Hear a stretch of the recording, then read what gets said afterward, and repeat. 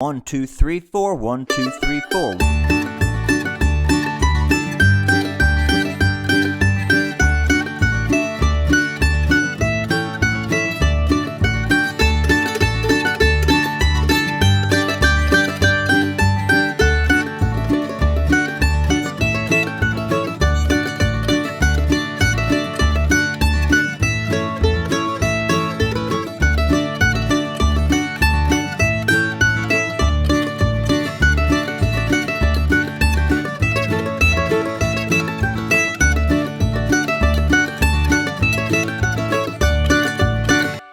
Up there in Mandolin land, Mike Heading here, coming to you today with the old time and bluegrass classic Mississippi Sawyer in the key of D. This is a great old fiddle tune. This is one of those ones that you might hear it played a little lopier, a little slower in an old time jam, maybe an old time banjo and fiddle, which could sound really great as a duet, or you might hear a bluegrass band really play this, you know, up-tempo, almost like a breakdown speed. I could definitely hear like Jason Carter or someone like that playing this in more of a bluegrass style and having it sound absolutely phenomenal.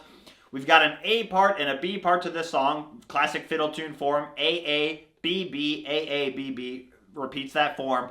So we're going to do a basic A part, a basic B part, and then we'll do a variation for each part. Very common with these fiddle tunes is once you get the basic melody down, you create your own little variation. That's kind of where the fun starts. So we're going to get a lot of classic practice in the key of D in this song, and we'll break down all the solos just like I played at the beginning of the video, and then we'll talk about some backup. So more of an old-time way to strum this, and then some bluegrass chop chords. We'll break that down as well. All right, here's Mississippi Sawyer in the key of D. Let's start breaking it down. Here we go. All right, let's start breaking down this basic A part to Mississippi Sawyer in the key of D. We're going to keep the basic A part very simple, and then for the A part variation, we'll spice it up a little bit. In practice, you could play the basic A part twice if you want to keep it a little easier, or if you like the A part variation, you could also just play that twice as well. So I really just wanted to give you some different options. And what also is helpful sometimes is depending on the speed of the song. So if the song is played very fast, I might play the more basic version because I can play that faster. If the song's at a little bit of a slower tempo, I might start adding some of those variations. So that's just kind of how I approach a song in general. So let's break down the first 9 measures. That'll be the basic A part. Here we go.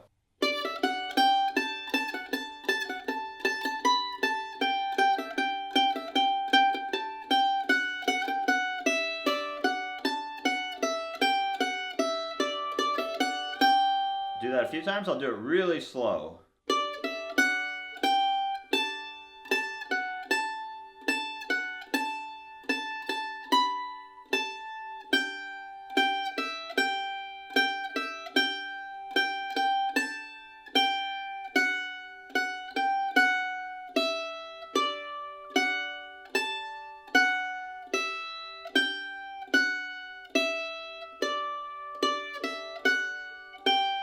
And one time a little faster.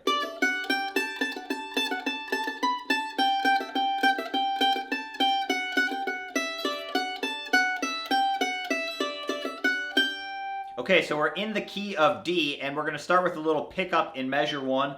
On beat 2, we're going to play our ring finger on the 5th fret of the A string, which is our D note. And then we're going to play the open high E with an upstroke. And then our index finger on the 2nd fret of the high E with a downstroke. And then our middle finger on the 3rd fret of the high E with a downstroke.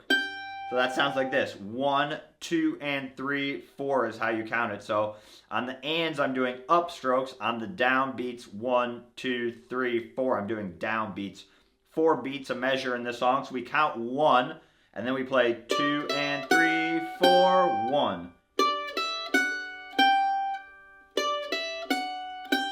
And we're eventually going to get up to this 5th fret on the high E string, which is our A note, which is also in the D major chord. So we're kind of working out of this shape right here.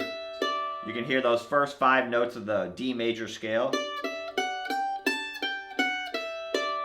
The other thing I really want you to practice on this song, which is just a good general technique tip, a left-hand tip, is don't lift your fingers up unless you need to. So, for example, when I do that little run up and down, I'm not doing this with my left hand. You know, where you're lifting everything up. That's going to be really important on this song, is keeping those notes down. Remember, when you add a higher note, right, it cancels out what you're doing back here, but that doesn't mean you have to lift it up. Otherwise, you're creating a lot more work for yourself. That's one of those things that's really going to help kind of affect the smoothness, what I would call the smoothness of your song. It gets very kind of choppy and robotic, I would call it, when you automatically lift up your fingers. The other thing is it's just creating a lot more work for yourself. If you look at my left hand, you can see it's moving a lot more like this when I'm lifting up all my fingers. So that's what we're playing there. And then into measure 2, we put our ring finger on the 5th fret of the high E string. And we're going to play a little shuffle rhythm with our right hand. Down, down, up, down, down, up. It's very reminiscent of a fiddle bow. It's a common bowing shuffle. Down, down, up, down, down, up. We're just doing it with our pick, basically. So we're mimicking that rhythm. And what I'm doing there is I'm keeping my index finger down on the 2nd fret, and I'm going 5, 5, 2, 5, 5, 2. Again, don't do this. You're going to be creating a lot more work for yourself. Keep that index finger down. It might feel like a little bit of a stretch, but that's good practice for getting your angle right. You don't want to be back too much like this. You don't want to be too straight, or, you know, you have to get... You can see how my left hand fingers are kind of turned a little bit to the side. That actually helps me increase that reach. I'm not as much like this, right? See how that makes the reach harder? If I turn a little bit to the side, you can just practice doing that little phrase.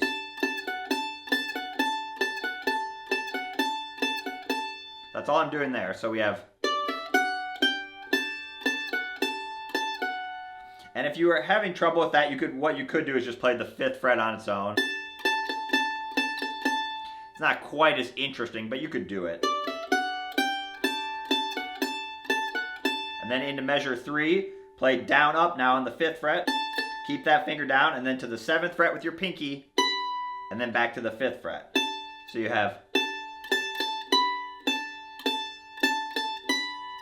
If you have to lift up your finger to get that pinky stretch, you can, but it's good practice to keep that finger down if you can.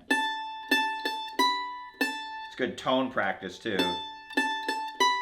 Good pinky strength too. It takes some time to build up that strength in your pinky. I know my pinky used to like shake when I would try and use it. It was so wimpy. So just keep practicing that.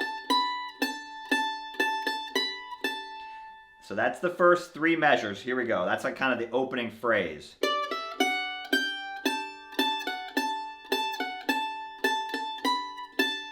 You could even just loop measures 2 and 3. That might be better practice.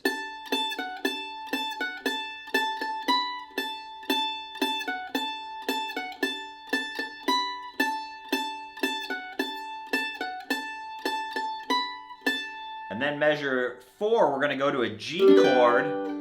So we were playing a D chord, now we're going to a G, which we'll break down in the backup. But we're going to play basically it's like a call and response. So we play a phrase over that D chord, and then we're playing like a similar style rhythm over that G chord. So we're going to do that same down, up, down picking, and I'm going to play the 3rd fret on the high E, and then that same bouncing, but now with the open E. So just take your middle finger off. So I'm doing that same down, down, up rhythm with my right hand. And then 3rd fret twice. Keep that finger down, reach your 5th fret up, or your ring finger, up to the ring finger up to the 5th fret, and then back. So we basically play a similar line like I said. Now over a G chord.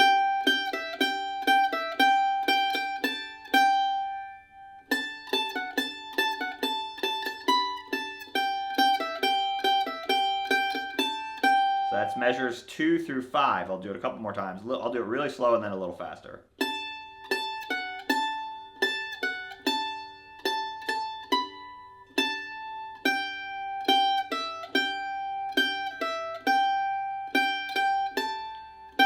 So the two most important things I think with that are keeping your left hand down like we talked about, and then getting the proper pick direction. So I have the pick direction listed below the tab. The staple looking symbols are the downstrokes. The V looking symbols are the upstrokes.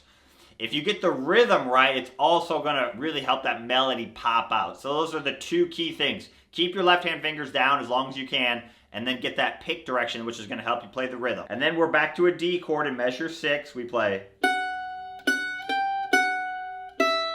So 2, 2nd fret on the high E, and then 2, 3, 2, open. Same thing, perfect example of keeping that finger down and not creating more work. We're going right back to that 2nd fret. It's a subtle thing, but it's really going to help you when you play it faster. If you're going like this, you're not going to be able to do that fast. So.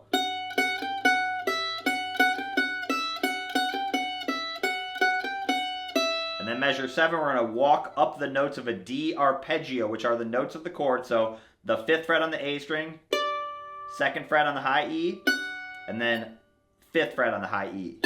So you have, and then actually back to the 2nd fret.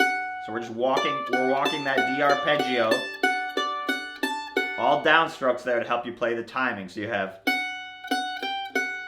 this is measure 6 and 7. So see how I'm using that pick direction, down, down, down, down, to help me slow down there. And then an ending lick, all downstrokes, open high E, 3rd fret on the high E, 2nd fret, open high E, back down to the 5th fret. Just like a little descending lick back down.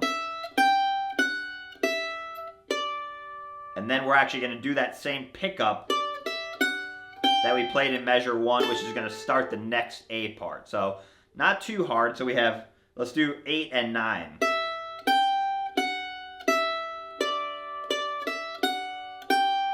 So a little faster.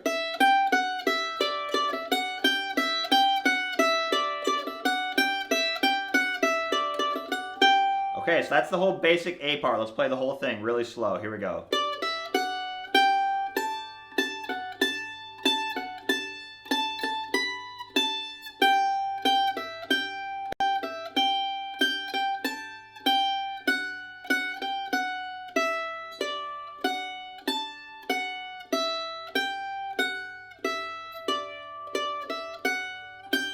Really try and bring some good tone out of your mandolin.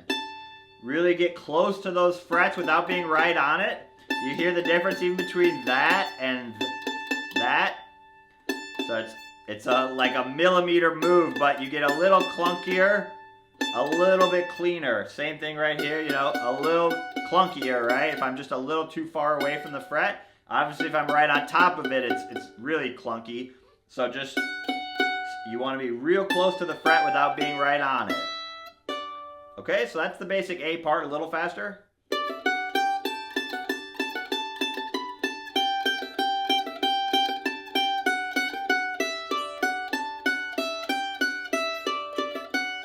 And then we're going to play that same